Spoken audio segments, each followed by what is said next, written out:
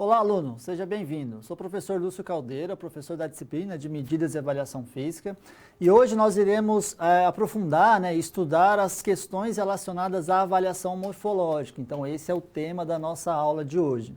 Então, nós vimos que na última aula nós aprendemos, passamos por todas as questões conceituais básicas e importantes da relação da aplicação da disciplina de Medidas e Avaliação, principalmente no ambiente escolar, conceituando os termos de testar, medir e avaliar. Então, esses três termos eles são importantes para que a gente consiga identificar cada processo que envolve a avaliação física, desde a aplicação dos protocolos de testes que tentam medir ou tirar alguma informação de desempenho dos avaliados, medir a questão de extrair uma medida, uma unidade medida, uma grandeza que está relacionada ao corpo humano, e a avaliação que necessariamente envolve a interpretação dos dados, seja ele por critérios analisados por referência de norma ou por análise de critério. Então, esses são dois tópicos importantes, ok? E também nós avançamos sobre algumas questões relacionadas à modernidade, atividade física, como que nós conceituamos atividade física e exercício físico. Isso é muito importante porque isso envolve necessariamente a identificação dos fenômenos que estão relacionados à saúde, que podem advir dos benefícios da atividade física, principalmente aquelas relacionadas à atividade física do lazer, mas também do exercício físico, que tem o objetivo necessariamente de atender uma demanda relacionada à aptidão física, seja ela voltada para a força muscular, aptidão cardiorrespiratória ou redução da gordura corporal com relação à melhoria dos índices de composição corporal, ok? Então, no tema da aula de hoje, de avaliação morfológica, nós iremos passar sobre algumas questões aplicadas, teóricas também, que envolvem da avaliação morfológica, para que a gente consiga identificar, quais os procedimentos adequados e corretos sobre as medidas, principalmente as medidas antropométricas, que nós iremos aplicar lá no ambiente escolar, ok? Então vamos avançando na nossa aula e observar alguns temas, alguns tópicos que serão aprofundados a partir de então. Então vamos ao quadro observar algumas informações. Então o tema da nossa aula sobre a avaliação morfológica, nós iremos procurar conhecer e compreender a antropometria, com relação principalmente à forma de você coletar e extrair medidas antropométricas do corpo humano, que faz parte também da cineantropometria, que é uma área da educação física que envolve a disciplina de medidas e avaliação, mas necessariamente está relacionado com outras medidas associadas ao movimento humano. Por isso que nós temos o termo cine, que vem do movimento associado também ao desempenho físico sobre os testes motores, mas também com relação a algumas medidas do corpo, Então, o convite ao nosso estudo envolve principalmente esse tema de hoje e também a medida para o estudo do tamanho, o que seria o significado da antropometria e da cineantropometria. Forma, proporção, composição corporal, maturação no corpo humano, com o objetivo de melhor conhecimento do comportamento humano e seu crescimento, desenvolvimento, envelhecimento em relação à atividade física. Então, isso é uma questão conceitual básica que envolve os aspectos da cineantropometria.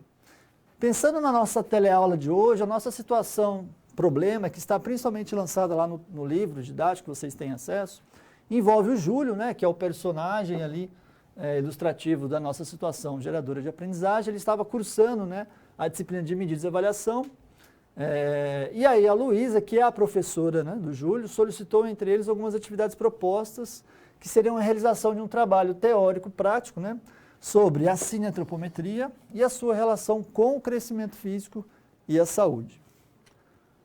Bom, tendo como um aspecto introdutório dessa nossa teleaula de hoje sobre a avaliação antropométrica, nós iremos ver as principais medidas que envolvem a avaliação antropométrica e como que nós aplicamos ela lá, principalmente no ambiente escolar, com os nossos alunos, com os nossos escolares, ok? Então, nós vamos passar sobre a nossa situação problema, que seria a formação, o grupo formado por Júlio, seriam os grupos que iriam trabalhar com a problematização da professora, onde decidiu ir a campo de atuação do avaliador físico né, para aprender mais sobre a cineantropometria. Então foram conhecer, né, você, um professor, um profissional de educação física, escolar, que está por iniciar a implantação de um serviço, e questionar a seguinte questão, né? Quais as medidas, principalmente com relação às medidas antropométricas, testes que você, professor, deve utilizar de maneira a conter, né, a estrutura básica da avaliação física dos seus alunos, né? Então, basicamente, é para tentar extrair alguma informação relacionada às medidas e os testes que são mais aplicados no meio escolar.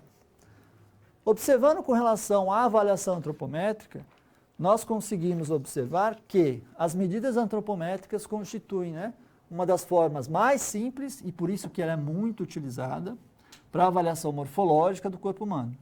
Então, por meio das medidas antropométricas, é possível identificar, né, uma série de índices, uma série de parâmetros da morfologia, né, e as dimensões, estimar as quantidades e proporções dos diferentes componentes do corpo humano, né? Então, a antropometria tem essa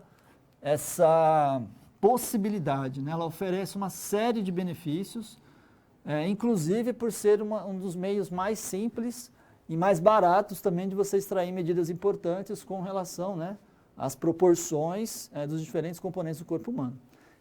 Algumas técnicas das medidas antropométricas, né? Quais são as principais medidas que nós utilizamos no meio escolar? Bom, a medida de massa corporal, também conhecida como peso corporal, estatura, né?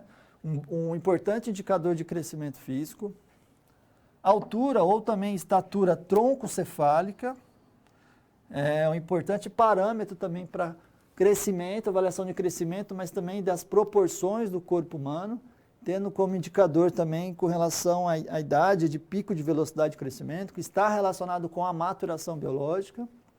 Medidas de comprimentos, né, de alguns segmentos corporais. Circunferências ou perímetros, né, que são muito utilizados para diferentes objetivos, né, que seriam objetivos que atenderiam aos objetivos de avaliação de saúde, ou da avaliação do desempenho motor ou desempenho atlético, né? Então, as medidas de circunferências têm uma importante informação a ser oferecida, né, para a avaliação física. E o somatótipo, que nada mais é a classificação de alguns tipos, né, corporais e como que nós extraímos, como que nós estimamos o somatótipo, ou classificamos os diferentes tipos corporais para cada indivíduo. Então, nós temos basicamente 3 tipos corporais somatotipológicos, né, que nós falamos, e aí cada indivíduo apresenta uma dominância maior desses 3 índices, né? E eu vou apresentar para vocês quais são esses 3 índices, qual a relação, principalmente para avaliação de esporte, né, de desempenho, e a caracterização do tipo físico do indivíduo e da pessoa, né? E isso já começa a ser observado lá na escola, cada indivíduo tem uma dominância, né? E isso tem influência do crescimento, da maturação, do sexo e do ambiente que o indivíduo vive também. Okay? Então, são informações importantes para a avaliação física.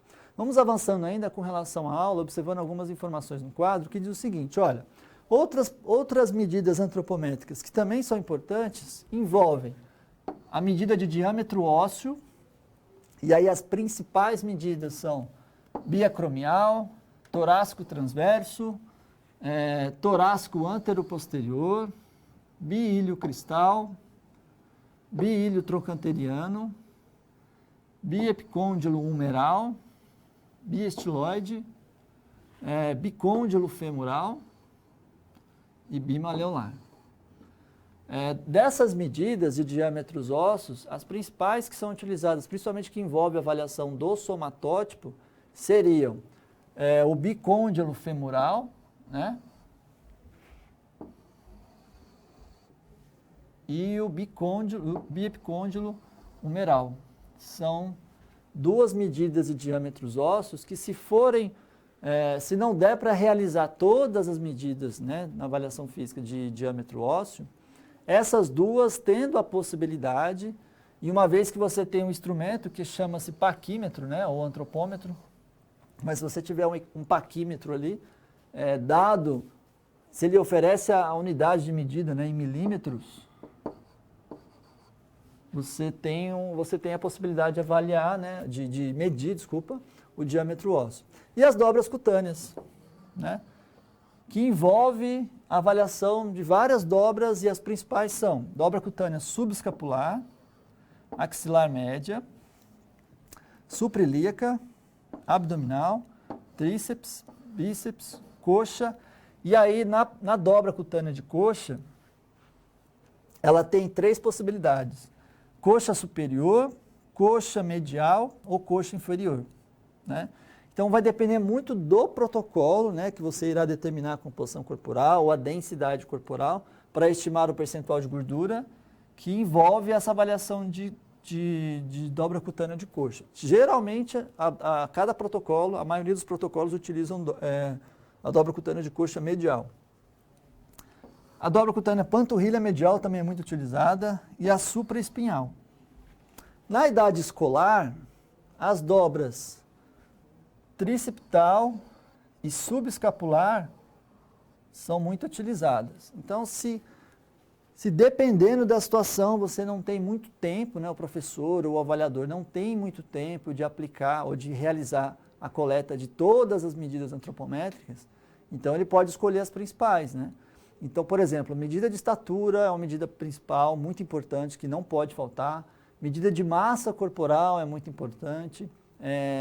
As medidas de circunferência de quadril, de cintura são importantes, né? Se tiver a possibilidade de avaliá-las, é importante que sejam feitas as coletas e essas medidas. O diâmetro ósseo, uma vez que você tem um instrumento, o equipamento de avaliação e você está treinado, né, para a coleta desse tipo de informação, o biepicôndilo femoral, né, e o humeral são dois diâmetros que são importantes para serem avaliados, principalmente para você determinar o somatótipo do indivíduo. E as dobras cutâneas, para você estimar a composição corporal, né? Então, se você pode realizar todas, que envolve um maior tempo, né, necessariamente maior controle, o indivíduo fica mais exposto, né, à coleta de dados ali. Se você tem essa possibilidade de coletar todas, é importante que seja feito. Porque daí você tem a opção de você escolher diversas equações, diversos algoritmos para a determinação da densidade corporal e depois você calcular o percentual de gordura e, consequentemente, a massa magra do indivíduo. Okay? Mas se eu não tenho essa possibilidade, eu tenho que escolher, então as dobras subescapular e tricipital são as mais utilizadas, né? E aí eu vou mostrar por que no meio escolar essas dobras são prioritariamente utilizadas, tá bom? Vamos avançando ainda com relação ao conteúdo e observar que a massa corporal, né, por definição, ela é um conjunto de matéria orgânica e inorgânica, né, que compõe os diferentes tipos de tecidos e elementos do corpo, como órgãos, vísceras, músculos, ossos, água, etc. Nesse caso, o tecido muscular, ele é um tecido extremamente denso, né? Então, quando o indivíduo apresenta uma maior quantidade de músculo esquelético, né, seja ele por uma característica genética, ou seja ele por uma questão de estar exposto a algum tipo de prática esportiva, de algum tipo de exercício que favoreça o crescimento muscular, esse indivíduo vai ter uma maior densidade muscular, né, uma maior densidade corporal, porque o músculo ele é mais denso e não ocupa tanto espaço, diferente do tecido gorduroso. Então eu posso ter indivíduos com a mesma massa muscular, com a mesma massa corporal, né, por exemplo, de 70 quilos, mas apresentar densidade corporal diferente, né? Então, por isso que o termo massa corporal é o termo mais adequado, principalmente quando nós iremos na pesagem hidrostática, que é a melhor técnica para medir densidade corporal. Ali, essa massa ela vai apresentar uma densidade diferente, um peso, consequentemente, diferente, mesmo que o indivíduo não esteja submerso, tem o mesmo peso, mas no meio submerso ali eles vão ter pesos e densidades diferentes, por composições de tecidos em termos de quantidade de forma diferenciada. Okay? Vamos voltar no quadro e observar que o principal instrumento, né, utilizado para mensurar a massa corporal são as balanças antropométricas, né, que em geral a medida ela expressa em quilogramas, principalmente aqui na nossa região. São vários modelos, né, que nós temos de balança. Por exemplo, Essa seria uma balança muito boa com relação à sua precisão, né? Porém é muito difícil você, se há necessidade de transportar, que é a balança tipo filizola, né?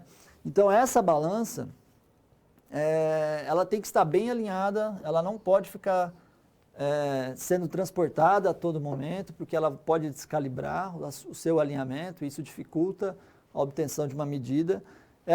Você tem que equilibrar os pesos nessa região para você ter uma medida um pouco mais precisa em quilogramas. Então, a medida ela demora um pouco mais de tempo. O avaliado tem que colaborar, ele não pode ficar se mexendo ou conversando sobre a balança. E o indivíduo, geralmente, ele vai ficar de costas para essa região. Quem vai fazer a leitura do peso é o avaliador, né? Então, necessariamente aqui, ó, o avaliador é que vai ficar tendo acesso a essa informação. O indivíduo que vai ser avaliado, ele fica de costas, né, ou de frente para outra extremidade da balança. Nós temos também as balanças digitais, né, que também seguem o mesmo padrão da balança tipo filizola, porém ela já dá informação de forma digital. Qual que é a preocupação? De novo, o alinhamento com o piso, né, ele tem que estar alinhado, então tem que se colocar um nível ali para saber se a balança ela está totalmente alinhada, e não é bom ficar transportando muito essa balança. Para a educação física escolar, às vezes é difícil, porque eventualmente o professor não tem um ambiente próprio para avaliação física, né? Então ele tem que preparar um ambiente e levar as balanças. Nesse caso, essa balança aqui, ó, ela seria mais fácil, mas também ela pode ter um erro maior, justamente porque ela pode descalibrar de forma mais fácil, ela é digital, e tem que se preocupar com o alinhamento dela no solo, né? Embora ela seja fácil de medir a massa corporal, por não ter muita dimensão, ser fácil de transportar, então eu tenho que somente colocar ela num local onde ela não fique pêndula, né? Ela tem que ficar com os pés fixos e também tem que estar niveladas, né?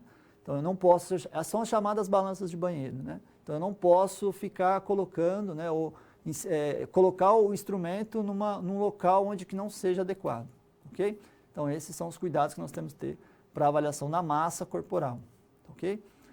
Voltando no quadro, nós vamos observar que a estatura, que é um outro parâmetro importante, é avaliada da seguinte forma. Ela é considerada, né, como uma medida de comprimento, que refere-se à distância de dois pontos, que seriam a planta dos pés e o vértex do crânio. A medida ela pode ser realizada nas posições ortostáticas, ou em decúbito dorsal, né, que seria a estatura supina. Então, geralmente o pediatra, em crianças de 0 a 3 anos, faz essa medida com essa característica, na posição supina, né, ou na posição ortostática. Por quê? Porque a criança, né, não consegue se manter na posição vertical de forma equilibrada. Então, fora isso, se você vai avaliar o indivíduo e ele tem dificuldades por alguma questão motora, alguma limitação motora, algum tipo de doença, né, alguns casos especiais, você pode realizar a medida, né, na posição ortostática. Se os seus alunos não apresentam essas dificuldades, o ideal é fazer a posição em pé. Então, quais são os instrumentos? Os antropômetros, né? Seriam o estadiômetro, geralmente estadiômetro de madeira, que existe um cursor aqui, que é alinhado, né, que fica em 90 graus com relação à régua, né, para estabilizar a medida.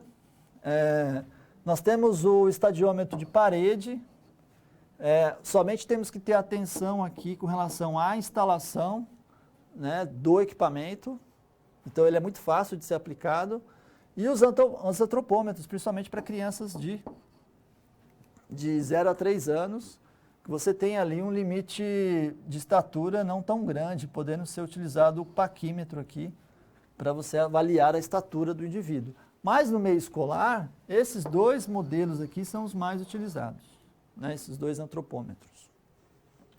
Outra questão importante envolve a estatura troncocefálica, que é também conhecida como altura sentada. Corresponde à distância entre o plano horizontal da tuberosidade isquiática, que está lá no quadril, né, o apoio das nádegas, e o vértex. que está no crânio. Assim como na posição, né, assim como na estatura, a medida de altura troncocefálica, ela pode ser realizada na posição vertical e horizontal, desde que o indivíduo apresente algum tipo de limitação. Fora isso, a utilização da avaliação no plano horizontal deve ser utilizada apenas nessas situações especiais. Ok? O que nós temos que ter de instrumento para avaliação troncocefálica? Seria esse banco, né? E esse banco está acoplado a um antropômetro. Em idade escolar, isso pode ser um pouco difícil, por quê? Porque quando você vai avaliar a criança, ela não pode encostar o pé no chão. Então, se a gente tem o limite do chão aqui, então o pé dela não pode ficar encostado. Por quê? Porque senão essa angulação do joelho e do quadril, né, que tem que estar aproximadamente 90 graus, ela perde, ela fica mais fechada esse ângulo, né? Então pode influenciar na medida de estatura. Então esse é o cuidado que nós temos que ter quando for avaliar. E essa é a dificuldade, por quê? Porque na idade escolar você apresenta, né, alunos com diferentes níveis de estatura. Nós podemos encontrar alunos extremamente altos, né, principalmente ali passando no período de puberdade, pós-puberdade, para fazer a avaliação, principalmente de pico de velocidade de crescimento. Então você tem que talvez ter vários tipos e várias alturas desse banco, né, alinhado à estatura, né, à régua da estatura. Então existem antropômetros específicos para essa medida. Caso contrário, eu posso adaptar com um banco, né, um caixote, onde a criança fica sentado e esse caixote pode ficar colado à parede ali, né? Não seria uma medida utilizando o instrumento mais adequado, mas se você se você tiver um espaço adequado e seguir as orientações básicas, né, e se esse aluno não coloca o pé no chão, você pode fazer essa medida tranquilamente. Só descontar a altura do caixote, né, ou do banco, do antropômetro, que geralmente vai estar alinhado até o solo. Então, isso é possível também você adaptar essas questões na escola. Isso não perde a validade, né, desde que o profissional mantenha as características principais das medidas. Então, isso é importante, manter sempre. Então, se você fugir dessa regra, se você tiver um banco que é menor da altura dos pés, aí você começa a incorrer num erro, né, de coleta e de procedimento. E aí aumenta-se o erro da medida e isso pode interferir na qualidade da avaliação física dos relatórios que você vai ter lá para frente para fazer a interpretação. Então, esses aspectos são importantes a serem seguidos, ok? Vamos avançando ainda e voltar ao quadro e observar aqui. Para a determinação da avaliação morfológica, é importante nós identificarmos vários pontos anatômicos. E esses pontos anatômicos são diversos, né? Cada ponto anatômico ele vai ser obtido, né, ou identificado por algumas proeminências ósseas. Então, existem o osso ele vai apresentar, como ele é irregular, ele vai apresentar algumas proeminências e a gente consegue identificar essas proeminências principalmente para avaliar quais medidas. As medidas de perímetros, para a determinação da região onde nós iremos avaliar os perímetros, principalmente que envolve braço, membro superior e membro inferior, para avaliação de comprimento de segmento corporal e também para avaliação de diâmetro ósseo, né?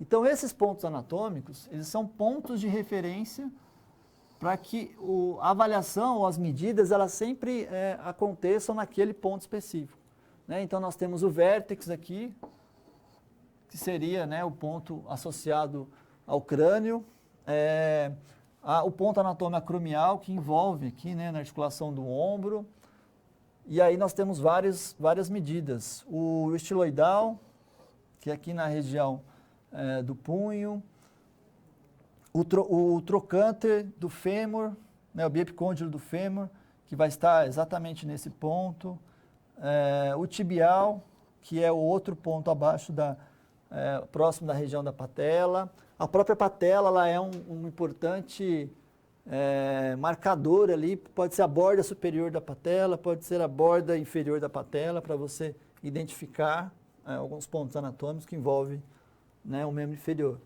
O ilho cristal, o trocantérico, o trocanteriano.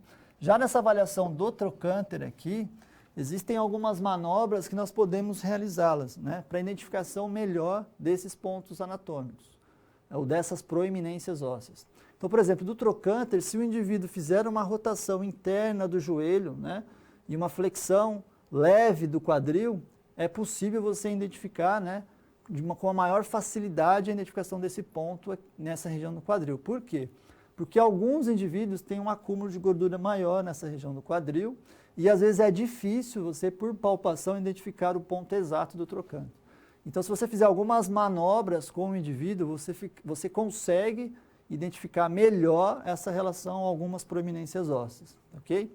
E como que nós identificamos? Fazendo a palpação naquela região, até identificar o ponto que envolve, né, aquela avaliação daquela proeminência óssea ou daquele ponto anatômico específico. Né? Para quê? Para que eu consiga ter 2 pontos anatômicos para fazer a avaliação, por exemplo, de crescimento, ou ter 2 pontos anatômicos para fazer, por exemplo, a avaliação de diâmetro ósseo. Ou pontos anatômicos para você determinar o ponto mediano ou central, por exemplo, para avaliação de circunferência, né? Que envolve a identificação de vários segmentos corporais e várias regiões do corpo. Então é importante nós estarmos atentos a esses pontos anatômicos. Quando nós vamos à escola, se você quiser ter um boneco anatômico ali que explica, que mostra a figura, né, que mostra o desenho daquele ponto anatômico, não é ruim, porque na dúvida o avaliador pode consultar o material, né, para visualizar, relembrar, né, das suas aulas ali de anatomia para melhor identificação de um ponto anatômico. Então é importante ir à coleta de dados, né, o avaliador estar munido de alguns materiais, né? Então um mapa anatômico ósseo ali dos pontos anatômicos pode ser, né, uma boa alternativa caso o avaliador tenha dúvida de um ou outro ponto, ok? Estou recebendo uma pergunta, eu vou tentar responder já de forma contínua durante a aula, que seria o seguinte: existe alguma diferença de paquímetro? É utilizado aquele mesmo de construção ou de fábrica? Geralmente é o seguinte, existe um paquímetro voltado à antropometria de maneira específica, mas pode ser utilizado desde que esteja um bom equipamento e fidedigno, e as medidas estejam extremamente corretas, do paquímetro de construção, mas o ideal é o paquímetro médico, né, para fazer a avaliação antropométrica. Existem vários tipos de paquímetros. Ou antropômetros. Você pode ter o paquímetro de deslizamento, que é o mais comum, e você pode ter o compasso de pontas rombas. Né? Por quê? Para você fazer a avaliação de alguns segmentos, por exemplo, o volume muscular ou o volume de gordura pode atrapalhar. Né? Para você, às vezes, ele está antes da identificação de um ponto ósseo para algum indivíduo, principalmente quando envolve, por exemplo, a avaliação do biepicôndilo do húmero. Do fêmur, né? A musculatura do joelho ali, do quadríceps, ela pode atrapalhar, ou acúmulo de gordura ali naquela região, pode atrapalhar na identificação e na hora de você fazer, né, a pressão sobre o ponto anatômico. O compasso de pontas rombas, eu vou mostrar mais para frente na aula, ele pode diminuir essa relação do volume externo e chegar de uma maneira específica no ponto anatômico, porque ele tem uma curvatura, né, para você chegar até um ponto, e você pode fazer a leitura da mesma forma. Então, o ideal é você ter um instrumento específico e voltado para a avaliação antropométrica. Né? Então, geralmente, os antropômetros médicos ali, obtidos ali, comprados em casa médica, ou em lojas especializadas na área da saúde, ou voltado à avaliação física também, que serão identificados os melhores instrumentos. Ok? Avançando na aula, nós vamos observar outras informações que envolvem, por exemplo, a resolução da nossa primeira situação-problema. Então, com relação à nossa situação problema 1, seria o seguinte: para aquela questão do Júlio, para ele ir a campo e identificar quais as medidas são mais utilizadas ali no meio escolar, então é importante passar sobre os conceitos da avaliação morfológica, né, como estudo do corpo humano, em sua totalidade e proporções, de modo que a avaliação morfológica são medidas para a identificação de proporções que envolvem todo o corpo, né, as totalidades, as somatórias do corpo. Informações de crescimento e desenvolvimento físico.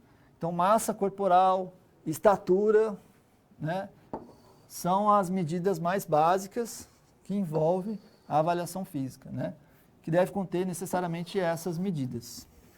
Seria principalmente massa corporal ou peso corporal e estatura. E aquelas medidas que oferecem, né, indicadores de crescimento físico que se envolvem a saúde. Então, algumas outras medidas nós iremos ver já de forma adiante a nossa aula. Na segunda parte já da nossa teleaula, nós vamos aprofundar agora as questões relacionadas aos comprimentos, aos diâmetros ósseos e as medidas de circunferência. Né? São alguns aspectos importantes que devem ser seguidos da avaliação, na avaliação morfológica. Com relação à nossa segunda situação problema, então o grupo de estudantes de educação física formados ali pelo Júlio, Mariana e Carla, durante seu trabalho e prática, percebeu que a intenção do professor era oferecer outras informações sobre o crescimento físico, além daquelas que envolvem somente, né, as medidas de peso ou massa corporal e estatura. Então, quais as medidas antropométricas você, como profissional de educação física, deve utilizar como indicadores de crescimento físico? Então, essa é uma questão importante que nós temos que seguir. Nessa situação, nós iremos ver que os comprimentos, o que caracteriza as medidas de comprimentos corporais? Os comprimentos são medidos de forma longitudinal, então essa é uma característica das medidas de comprimento, e definidas pela distância sempre entre dois pontos anatômicos. Então, essa é uma referência, né? O que define a medida de comprimento dentro da avaliação morfológica. E para a realização dessa medida, nós podemos utilizar os antropômetros ou paquímetros de deslizamento ou de pontas rombas, como eu já respondi de forma anterior na questão que foi enviada. A escolha do instrumento mais adequado vai depender do tamanho ou da característica do segmento a ser medido. Independentemente do instrumento utilizado, recomenda-se aqueles equipamentos que apresentam a escala milimétrica ou em milímetros, né? Então, eu tenho que ter aqui, ó, no cursor aqui do paquímetro, né, seja ele de deslizamento comum ou aqueles que têm algumas pontas que liberam uma área que pode envolver o volume muscular aqui, mas o que eu quero medir é a extremidade entre esses dois pontos aqui do paquímetro e ver quais são as medidas que ele me oferece para fazer a leitura. Ou compasso de pontas rombas, que também é muito utilizado, né, dentro da avaliação morfológica. Então, esses são os instrumentos para avaliação de comprimentos, ok?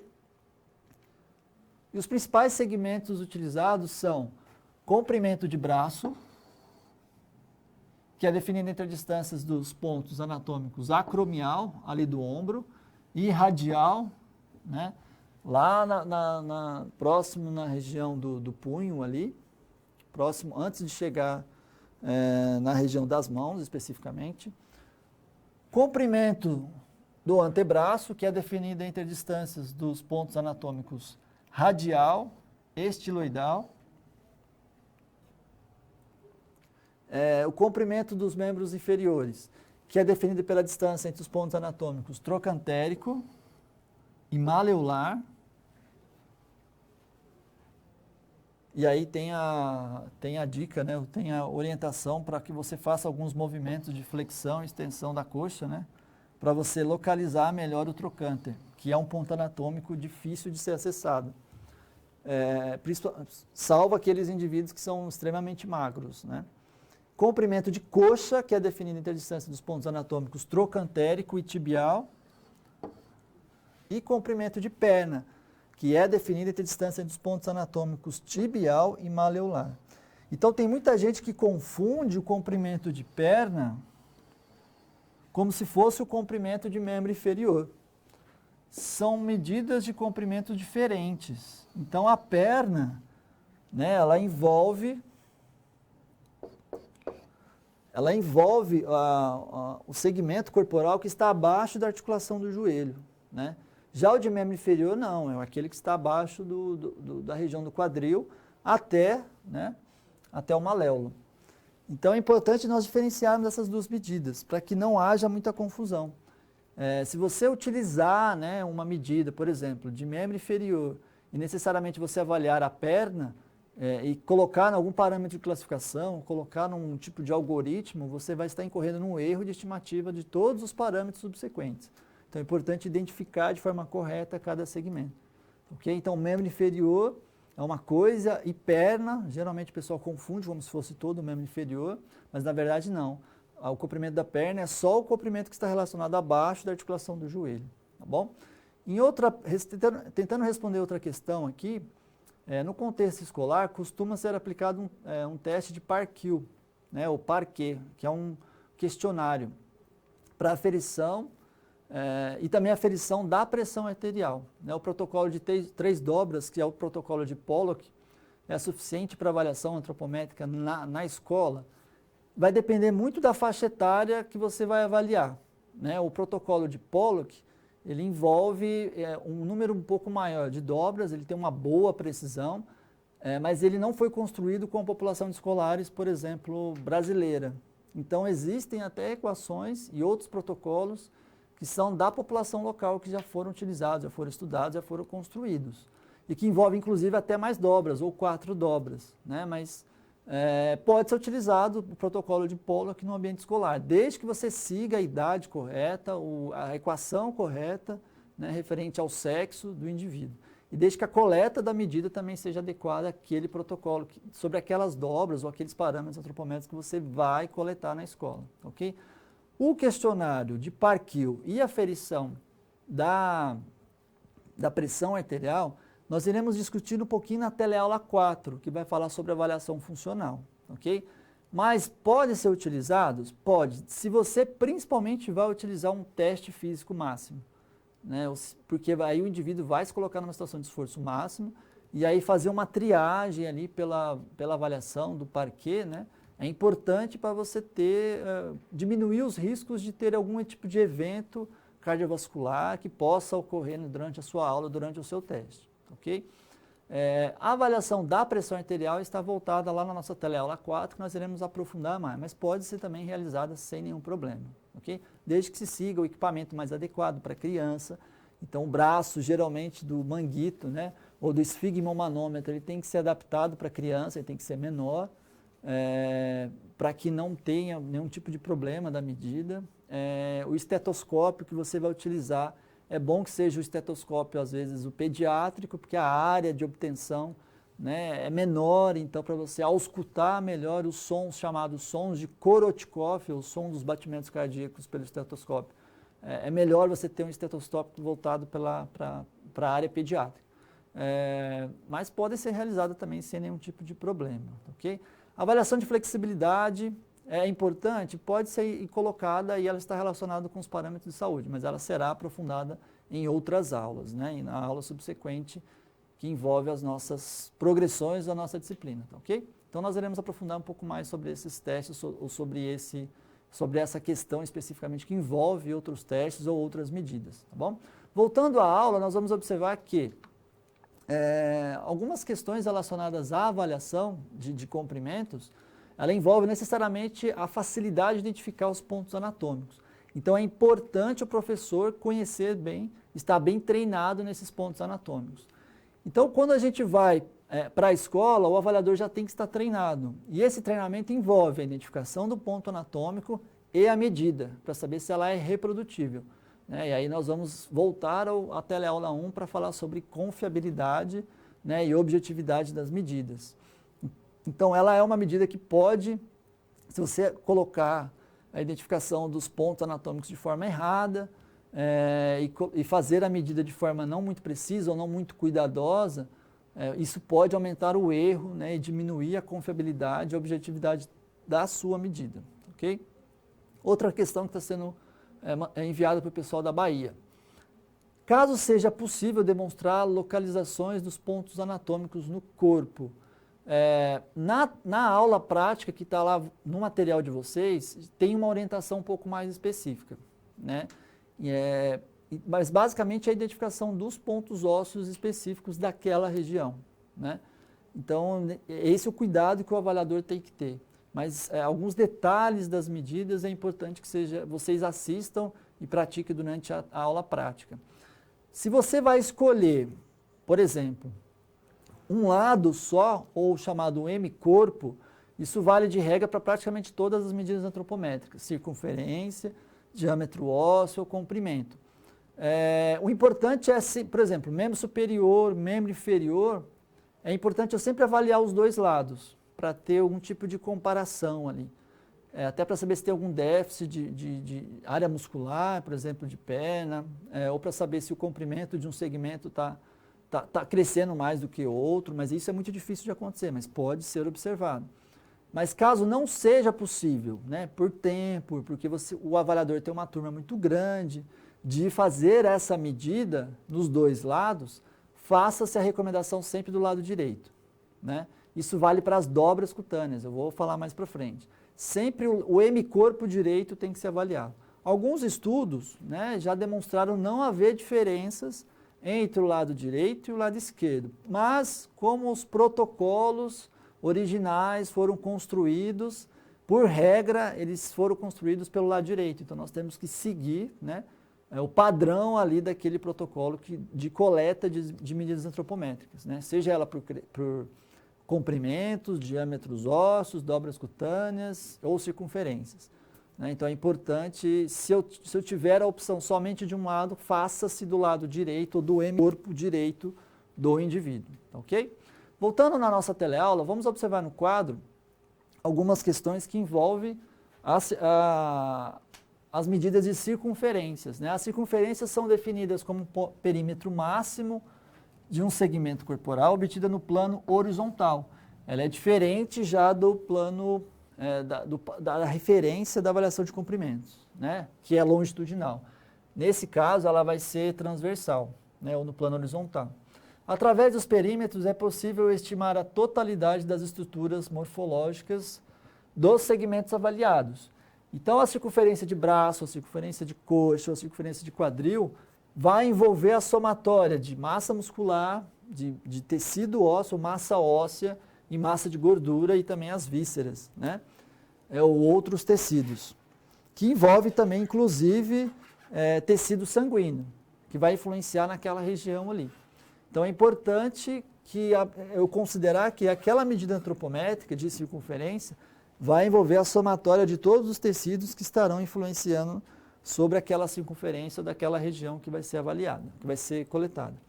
O instrumento utilizado para a obtenção da medida é a fita antropométrica, né? Que deve ser flexível, não elástica, isso é muito importante,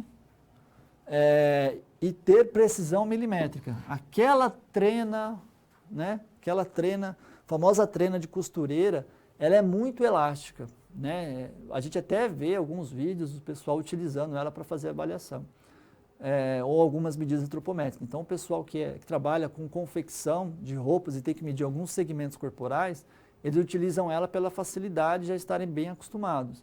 Mas eles não necessitam da precisão milimétrica.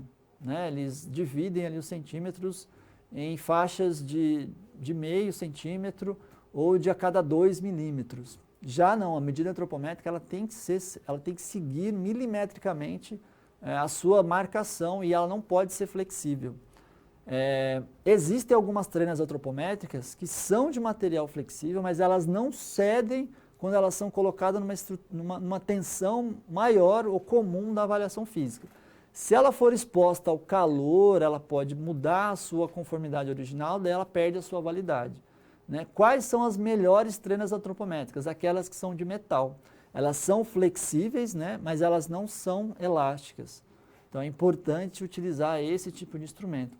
E toda a trena antropométrica, vamos voltar ao quadro só para mostrar um detalhe que envolve uma área que o avaliador pode fazer uma tensão, que pode ser uma mola ou um elástico, ou uma região que ele pode ali segurar com o dedo para fazer a tração.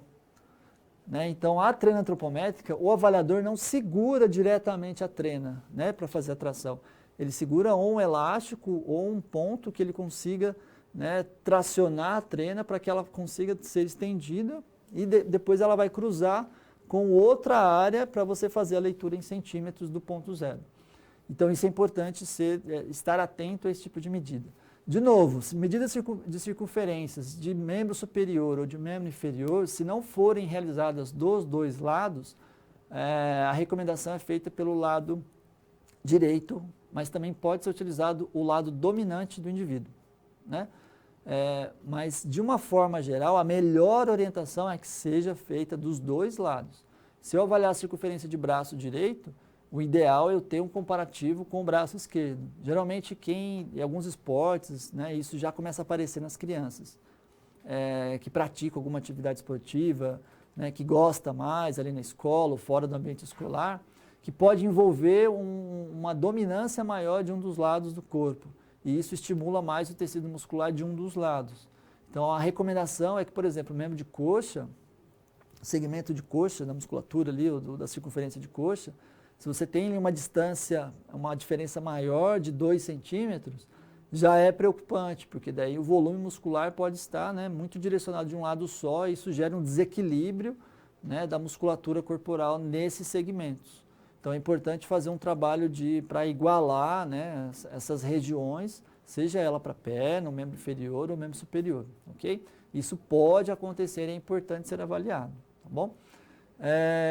Voltando na nossa aula, nós vamos observar que as circunferências e os perímetros, né, consiste em localizar e demarcar o local de forma inicial, correspondente à medida, circundar a fita ao redor do segmento a ser medido, e o segmento tem que necessariamente, né, tocar toda a área do braço, ou da perna, ou do tórax, ou do quadril, ou da cintura daquele indivíduo. Então, o mínimo de roupa possível, ou de outro tipo de tecido que possa atrapalhar a medida, deve ser assumida. Okay? E o avaliador deve se certificar que a fita encontra-se perfeito eixo horizontal para avaliação, né? Nesse caso aqui do braço, para fazer a avaliação da medida de circunferência. Tá, ok? Quais são as principais medidas? Circunferência de pescoço, parece que não, mas é uma medida importante, porque ela oferece depois a possibilidade de outros cálculos, né?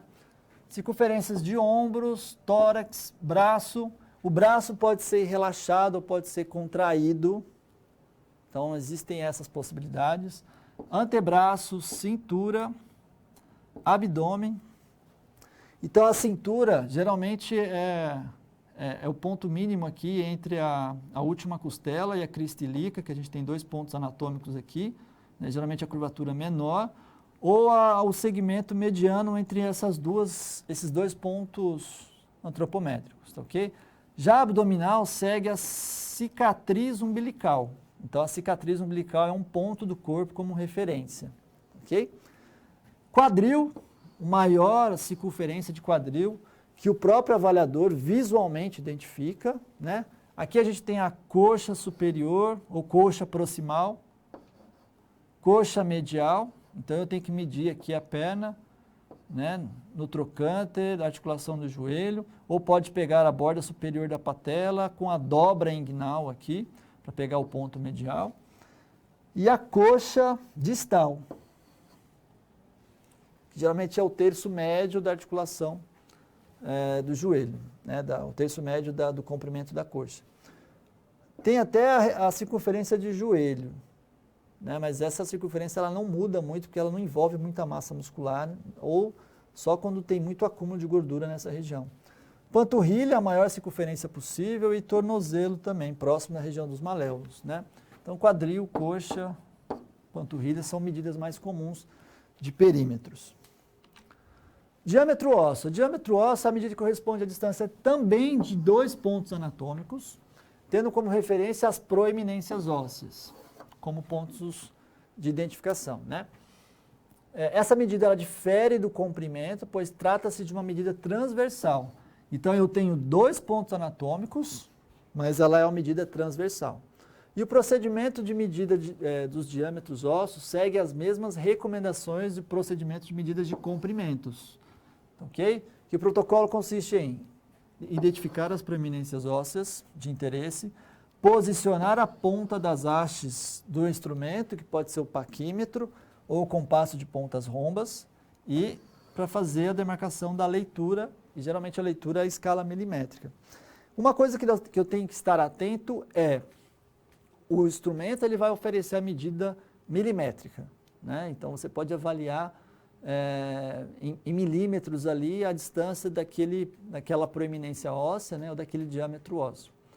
Porém, alguns protocolos, quando você vai colocar um modelo matemático, às vezes ele pede em centímetros ou em outra unidade de medida. Então, quando isso acontecer, é importante o avaliador fazer a conversão do valor, né, por exemplo, de milímetros para centímetros, ou uma medida de centímetros para metros, e aí sucessivamente. Então, esse detalhe é importante o avaliador, lá na avaliação, né, no processo de cálculo e interpretação dos dados, ter o cuidado de fazer, eventualmente, quando necessário, a transformação da unidade de medida. Okay? Vamos voltar ao quadro para observar outras informações que envolvem as medidas antropométricas. Então, por exemplo, essas duas medidas de diâmetro ósseo, que seria o bicôndilo humeral, que é demarcada aqui por essa fotografia, né, e o bicôndilo femoral, que é utilizado aqui nessa fotografia. Tá ok? Nessa foto, por exemplo, aqui na coxa, esse volume muscular aqui não está atrapalhando o posicionamento da haste do paquímetro. Mas isso não é uma regra para todos os indivíduos. Quando esse volume muscular ou esse volume de gordura dessa região você perceber que atrapalha, né, que eventualmente toca a haste aqui, você pode utilizar o compasso de pontas rombas, que seria uma boa alternativa para isso. Tá ok? Então essas figuras ilustram essas duas medidas com relação à identificação do bicôndilo humeral, e aí nós fazemos a leitura aqui em centímetros, né? Qual a distância que vai ter aqui, que corresponde à distância entre o osso do húmero e aqui do fêmur, né? Eu tenho um ponto aqui e outro ponto aqui, e essa medida transversal aqui corresponde ao diâmetro do húmero. Isso é muito importante, principalmente para a avaliação do somatótipo, né? Que é uma medida importante da avaliação antropométrica, ok? Então, resolvendo a nossa situação problema, nós vamos ver que as medidas de comprimentos, diâmetros ósseos e circunferências corporais constituem informações preciosas que também estão relacionadas ao crescimento físico. Elas possibilitam, né, relacionar essas medidas de comprimentos, diâmetros e circunferência com a avaliação maturacional e de desempenho motor. Então, essas medidas antropométricas, elas têm uma boa, e a gente tem que olhar ela em conjunto, principalmente com essas duas avaliações. E nós iremos passar de forma adiante. E as informações tornam-se ainda mais ricas para acompanhamento do crescimento e desenvolvimento físico dos escolares. Deve-se frisar que a técnica empregada para a obtenção das medidas é de grande importância. E a medida realizada de maneira incorreta pode fornecer dados irreais, né? E conduzir a análises da avaliação de forma equivocada. Okay? Respondendo uma questão específica, tem uma pergunta aqui que foi enviada que falava o seguinte: olha, professor, existe um parâmetro, né, para comparar o diâmetro ósseo? Esse parâmetro pode estar relacionado com a faixa etária e o sexo. Então, existem até algumas referências que eventualmente pode oferecer um parâmetro de comparação, né? Mas o diâmetro ósseo ele não oferece alguma informação que está relacionada com a densidade mineral óssea, né? Que é outra técnica, é outro parâmetro ósseo que é geralmente avaliado lá na composição corporal, mas depende de equipamentos extremamente sofisticados, ok? Mas esses diâmetros ósseos estão mais relacionados ao tipo corporal que o indivíduo tem, né, e eles são utilizados lá para avaliação do somatótipo, mas geralmente crianças, ele vai ser muito mais influenciado pelo processo de crescimento e da maturação, né? Se o indivíduo está passando para o processo de maturação biológica ali, de forma efervescente, ali no período púbere, né? Onde tem um boom hormonal na criança, então ela cresce com uma velocidade muito grande e o tecido ósseo vai alterando, ele cresce com uma magnitude muito importante também. Então pode oferecer sim um parâmetro de comparação. Outra questão que está sendo enviada diz o seguinte: olha, Não seria o cálculo de IMC a avaliação mais recomendada para ser aplicada em escolares ou em alunos? A gente não falou ainda do IMC, a gente vai falar já já. Mas além do IMC existem outros. O IMC é muito importante para a avaliação do estado nutricional. E aí, para a avaliação do estado nutricional, eu preciso de duas medidas, que seria peso e estatura. Existem outros índices que estão surgindo, né? Porque o IMC também existe alguma limitação que deve ser considerada.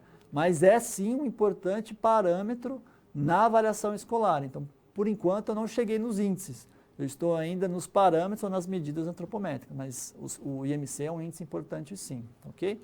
Vamos avançando durante a aula e observar no quadro algumas informações, que nós iremos passar sobre as medidas de composição corporal, e aí nós conseguimos ali separar a influência dos tecidos, mediante diversas técnicas de avaliação, e nesse caso as medidas antropométricas é uma delas, e a avaliação do somatótipo, ok?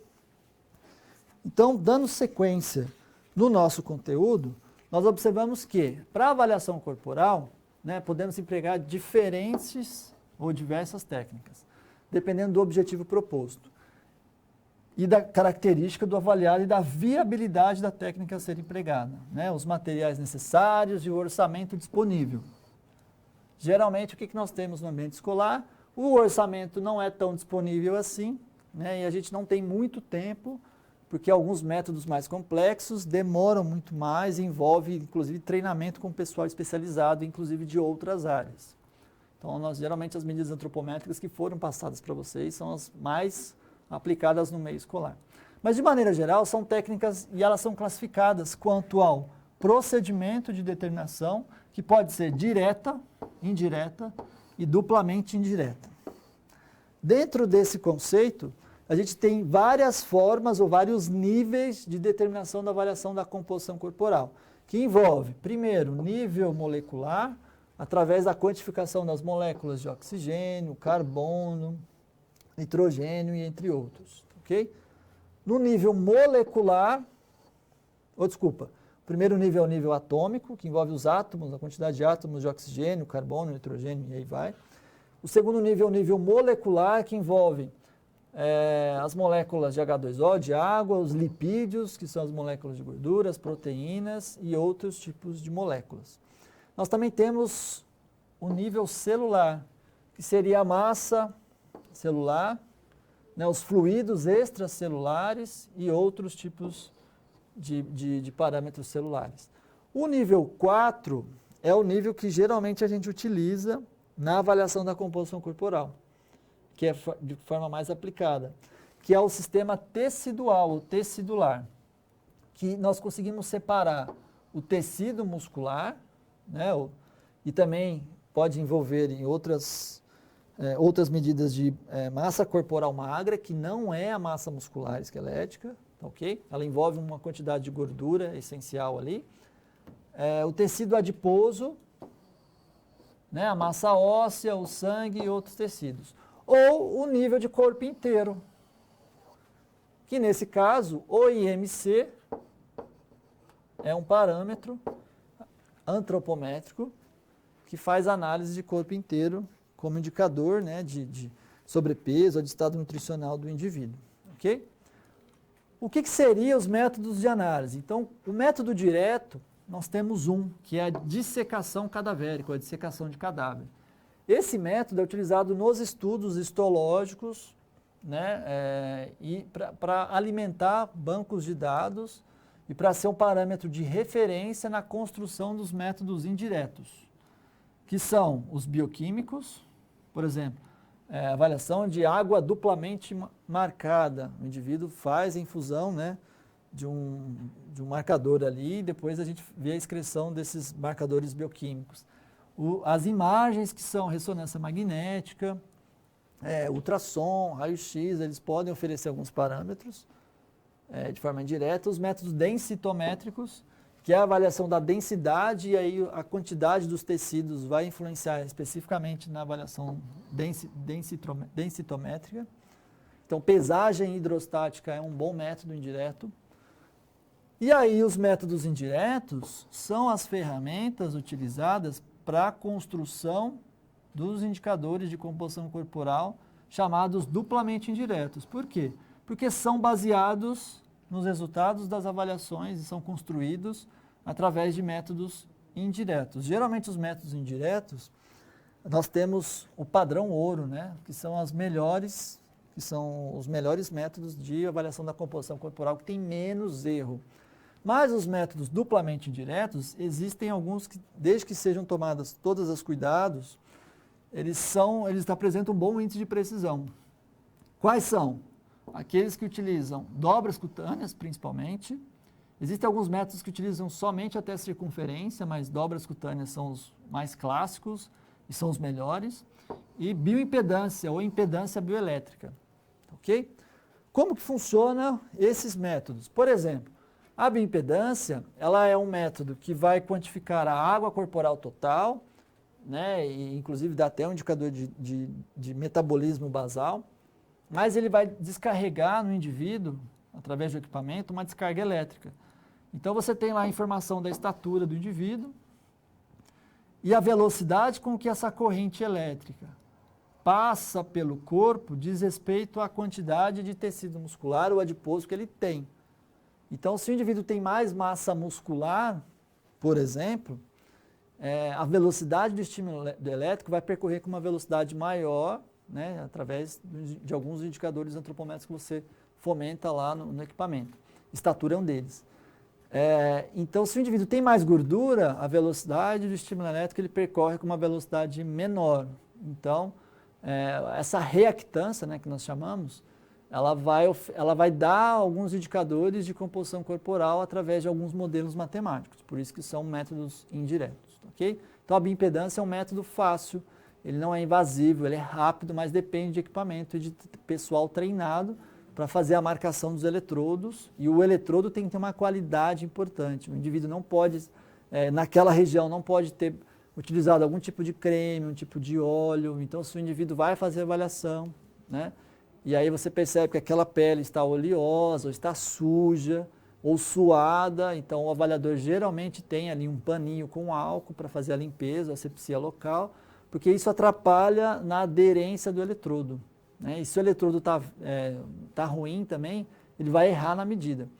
E tem toda uma questão de protocolo prévio que o indivíduo tem que passar. Então ele tem que estar em jejum, ele não pode tomar água, com uma grande quantidade de horas, né, até 8 horas, não pode tomar nada que tenha cafeína, né, Coca-Cola, café, chá, que isso pode influenciar na medida, né, e tem que estar descansado. Não pode realizar uma atividade física de forma muito antes ou muito próxima ali à medida, ok? Então a bioimpedância ela tem todo um protocolo que geralmente é difícil de ser aplicado, ok? No ambiente escolar não é talvez a melhor técnica. A melhor técnica é a coleta de dobras cutâneas. Então vamos observar lá no quadro como que envolve essas medidas. As dobras cutâneas têm um princípio de grande proporção de gordura que se encontra no tecido subcutâneo e isso se relaciona com a gordura corporal de forma completa. Através de alguns cálculos a gente consegue chegar no percentual de gordura. Então, nesse sentido, as espessuras de dobras cutâneas são utilizadas como indicador de quantidade de gordura localizada em determinada região do corpo. Como que nós fazemos? Nós pinçamos, nós marcamos uma região específica que vai ser coletada a dobra cutânea. O avaliador faz o pinçamento com a ponta dos dedos. É importante frisar que a avaliação da dobra cutânea sempre deve ser feita do lado direito do hemicorpo. E com uma das mãos o avaliador faz o pinçamento da dobra, e aí com a outra ele utiliza o adipômetro para fazer a leitura. Então, quais são as principais dobras cutâneas que nós utilizamos? Na porção posterior do corpo, a dobra subescapular, que está aqui, fica geralmente 1 centímetro abaixo da escápula, ou do ponto inferior da escápula. A dobra cutânea de tríceps, que é o ponto medial, do braço ali. A dobra cutânea ilíaca, que são as principais medidas na região posterior. Na região anterior, nós temos a dobra cutânea de bíceps, também nós temos a dobra cutânea peitoral, aqui alguns protocolos utilizam, a abdominal, ao lado da cicatriz umbilical, a supraespinhal, Também temos a suprilíaca, que é um pouquinho mais acima. A coxa medial, tem alguns protocolos que tem a coxa proximal, ou a coxa superior, ou a coxa inferior aqui nessa região. E da perna, né, ou de panturrilha, que é relacionada à panturrilha medial. Então, existem várias técnicas. Qual que é o princípio? O indivíduo destacar, né, uma dupla camada aqui de pele, e entre e abaixo da pele vai ter a gordura. E quanto maior essa gordura, maior a dobra cutânea a ser avaliada. Ok? Outro detalhe que é importante diz respeito aos compassos, ao tipo de compasso. Qual que é o ideal? Geralmente aqueles que oferecem escala milimétrica e aqueles que têm o sistema de compressão. Aquele compasso de plástico que a gente vê que é extremamente barato, que o avaliador que faz a pressão, não existe validade consistente para esse tipo de instrumento, tá ok? Então, utilizem equipamentos que são validados. Então, nós temos compassos de mandíbulas longas, os mais comuns aqui são da marca, esse aqui é o científico da marca Sany, esse aqui é o compasso que é importado, que é o Harpender, e a gente tem um compasso muito semelhante a esse, que é o Sescoff, que é o que está sendo utilizado aqui para avaliação. Então, eles têm a mandíbula longa.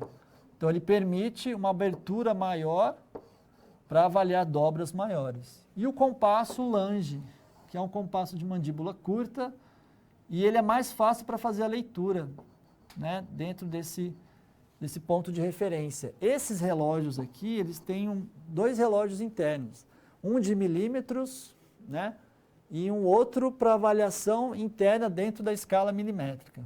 Então, ele é mais fácil errar a leitura, mas ele é são bons compassos de avaliação, ok? Então, sobre dobras cutâneas, esses parâmetros são importantes. Bom, para a estimativa da gordura corporal, o que nós temos? Nós temos duas equações clássicas, que é a equação de Siri, que é de 1961, ou a equação de Brozzek. O que essas equações utilizam? A densidade corporal. Bom, mas e as dobras cutâneas? Bom, as dobras cutâneas servem para estimar exatamente a densidade corporal. Então, nós temos, inclusive, uma pergunta que um aluno enviou aqui, que, por exemplo, o protocolo de Pollack.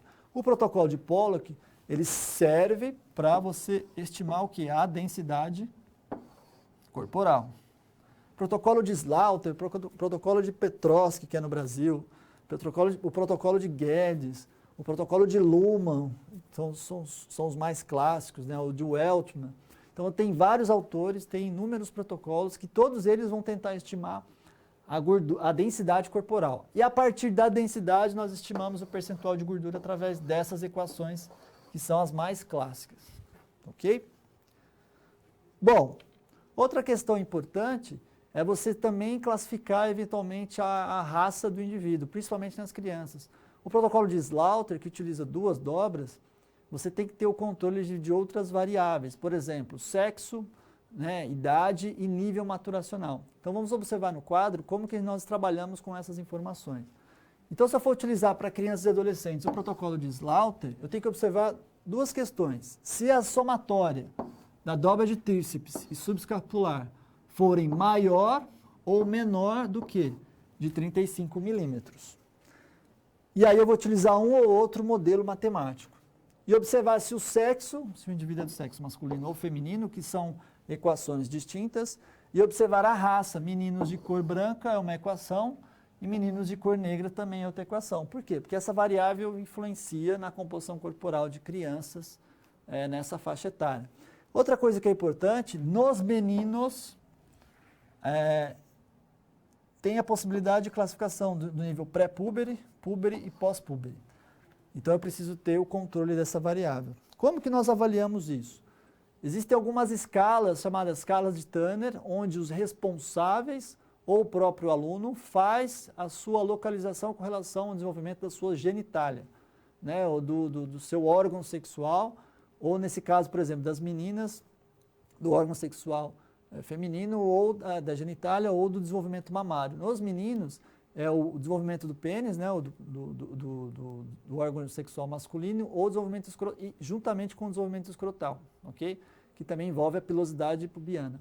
Então, existem algumas fotos como referência, e aí o responsável e o aluno pode se localizar, e aí a partir disso o professor vê em qual estágio maturacional que ele está.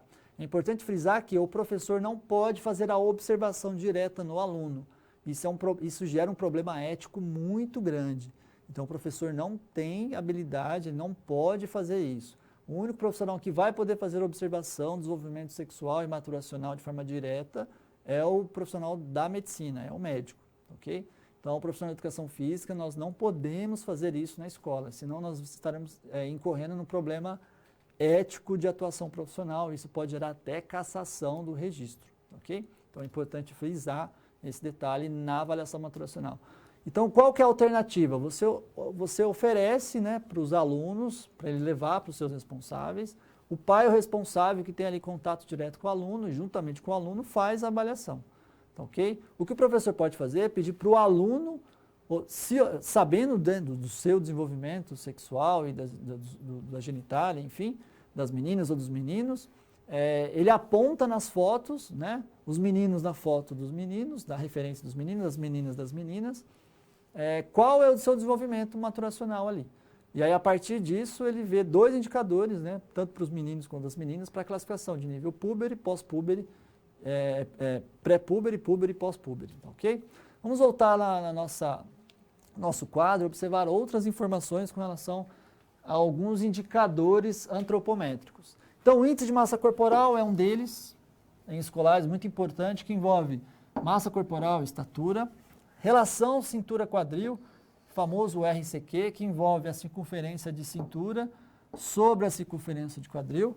Existe um outro índice que é importante, que é chamado índice de conicidade, né, que vê se o indivíduo tem um formato bicônico, né, que tem um maior desenvolvimento de massa muscular, um formato cilíndrico, que é geralmente a população de forma comum, ou aqueles que são mais obesos, que são os 2 cones de forma invertida. E aí você quantifica isso como? Através desse modelo matemático, que envolve circunferência de cintura, peso corporal em quilos e estatura em metros. Então, esse é o índice de conicidade, que é um importante parâmetro para ver distribuição de gordura corporal. E a avaliação do somatótipo. Na avaliação do somatótipo, né, nós temos que existem vários tipos corporais que o indivíduo vai apresentar, né?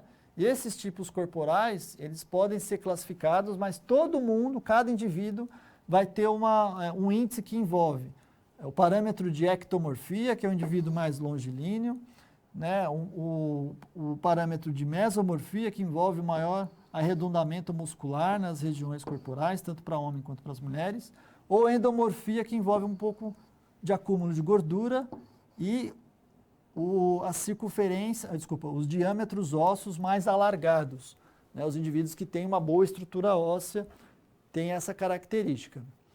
O que envolve a avaliação do somatótipo? Envolve 10 medidas antropométricas: estatura, peso corporal, dobras cutâneas, trispital, subescapular, suprilíaca, panturrilha medial, e os diâmetros ósseos, né? Biepicondilar de húmero e de fêmur.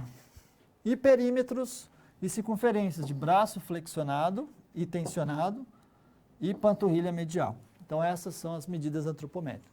O que nós fazemos com essas medidas? Por exemplo, para calcular o indicador de endomorfia, nós utilizamos esse modelo matemático aqui. E esse modelo matemático, ele dá uma somatória da dobra cutânea trispital, subescapular e suprilíaca, e essa somatória dentro desse modelo matemático para calcular esse parâmetro aqui, que é a somatória corporal, que envolve um padrão de estatura que o indivíduo tenha. Então, essa estatura do indivíduo também vai entrar nesse modelo. E depois nós classificamos dentro desse modelo para avaliar o quê? A dominância do componente endomorfia, que envolve o maior acúmulo de quê? De gordura corporal. A mesomorfia envolve o diâmetro de húmero, o de fêmur, o perímetro de braço tensionado, menos a dobra cutânea trispital, o perímetro de perna menos a dobra cutânea de panturrilha e a estatura. Esses dois parâmetros estão tentando extrair o quê? A influência da massa muscular. E aí colocamos nesse modelo matemático para quantificar o quê? O componente mesomorfia. E o componente ectomorfia envolve a estatura, né, e a massa corporal que o indivíduo tem. E aí nós colocamos dentro desse modelo para quantificar esse parâmetro chamado de IP. E aí, se esse indivíduo estiver com seus parâmetros, estiver acima de 40,75, nós vamos utilizar esse modelo matemático. Se ele estiver abaixo de 40,75 e acima de 38,28, nós utilizamos esse modelo. E se ele estiver abaixo de 38,28, nós utilizamos o valor de 0,1. E a partir desses três domínios, né, endomorfia, mesomorfia e ectomorfia, nós colocamos o somatotipograma. E aí, nós temos aqui, né, 3 eixos dentro desse parâmetro. Ok? E aí, esses resultados, né, que vai estar relacionado a esses domínios, a gente coloca nesse somatocarta, ou nessa somatotipograma, para avaliar qual que é a dominância do indivíduo, né, da dominância da mesomorfia para o lado da ectomorfia, ou esse indivíduo ele é mais mesomorfo, mas também tem uma forte influência aqui endomórfica, ou esse indivíduo é muito endomórfico aqui, sem tanta influência da ectomorfia ou da mesomorfia, né, ou esse indivíduo é mais equilibrado entre os tipos corporais. Então depende muito da característica. Né, existem esportes que têm, por exemplo, saltadores, tem mais essa classificação. O pessoal que faz arremesso de peso, que trabalha com levantamento de peso olímpico, tem mais essa característica para esse lado. Enfim, a gente tem vários parâmetros para serem oferecidos. Ok?